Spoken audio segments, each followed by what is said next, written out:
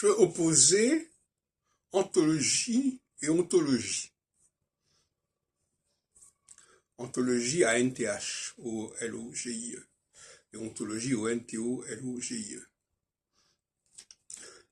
Je crois que beaucoup de gens oscillent entre ces deux concepts, entre ces deux réalités.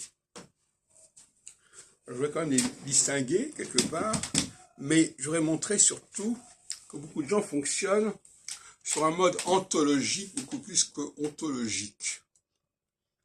C'est-à-dire qu'ils citent toutes sortes d'auteurs, toutes sortes de textes, qui sont dans une sorte de bibliothèque très large, et quelque part c'est très syncrétique, quelque part c'est très éclectique, et finalement ça donne une impression de cohérence tout à fait artificielle et superficielle. J'en ai déjà parlé à plusieurs reprises, mais le goût des citations, par exemple, on cite ceci ou cela, qu'est-ce que ça vaut? Alors, ça fait très bien, dans une discussion, de jeter, comme on dit, to drop, de jeter tel nom d'écrivain, tel nom de philosophe, qui fait partie d'une culture commune aux participants. Et du moment que c'est commun aux participants, c'est cohérent par la force des choses. L'ontologie, c'est tout à fait autre chose. L'ontologie, c'est développer un concept dans sa logique, dans sa cohérence, sans avoir besoin de références ontologiques. Ce concept, il peut se décliner, il peut se conjuguer, bien entendu, et surtout, il peut se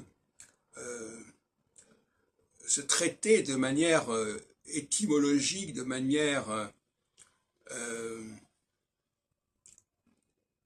comment dirais-je, d'une manière logique, voilà, c'est ça. Pour moi, la logique, le raisonnement, c'est absolument essentiel.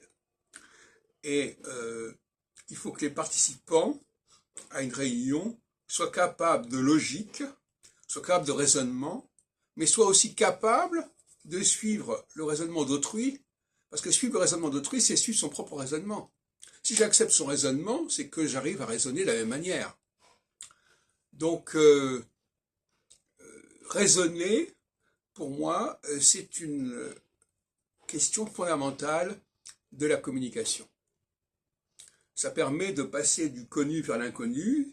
On pourrait parler de mathématiques de cette manière. On développe un théorème, on développe un axiome, et on peut le faire ensemble. Mais ça ne se consiste pas à citer X ou Y.